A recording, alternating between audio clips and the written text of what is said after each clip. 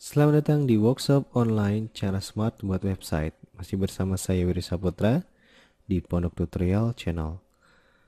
Kita sekarang akan mempelajari tentang pengenalan CSS. Kemarin kita belajar tentang pengenalan NetBeans dan sekarang kita akan belajar tentang pengenalan CSS.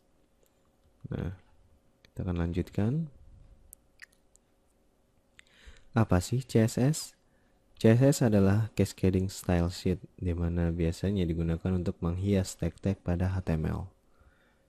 Nah, biasanya prinsip kerja dari CSS adalah ketika file HTML ditambahkan dengan CSS, maka kita akan bisa membuat website yang terstruktural, di mana website tersebut bisa kita hias, baik itu perletakan, warna, maupun gambarnya. Kemudian kita akan lanjutkan dengan sintaks dasar CSS. Sintaks dasar CSS adalah seperti ini, di mana ada selektor, kemudian propertinya apa, misalkan seperti background, kemudian color, kemudian font, kemudian hal lainnya yang masih banyak lagi, dan value-nya atau nilainya apa. Selektor biasanya kita akan menuliskan tag yang diseleksi. Misalkan kita ingin mengubah atau memberikan properti pada H1, maka kita akan menuliskan H1 sebagai selektornya. Kemudian propertinya apa? Misalkan ada background ataupun ada color, kemudian ada text decoration, ada font, dan masih banyak lagi.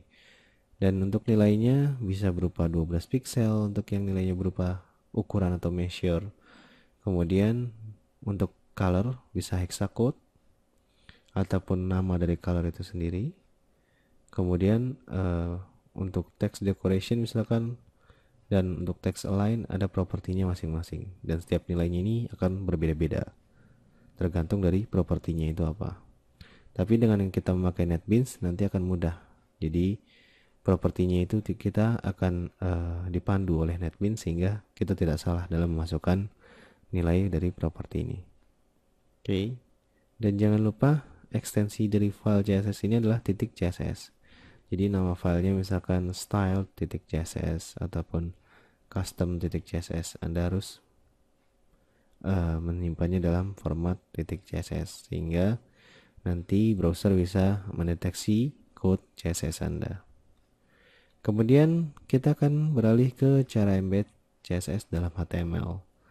Ada yang namanya eksternal, ada yang namanya internal, dan yang terakhir adalah inline.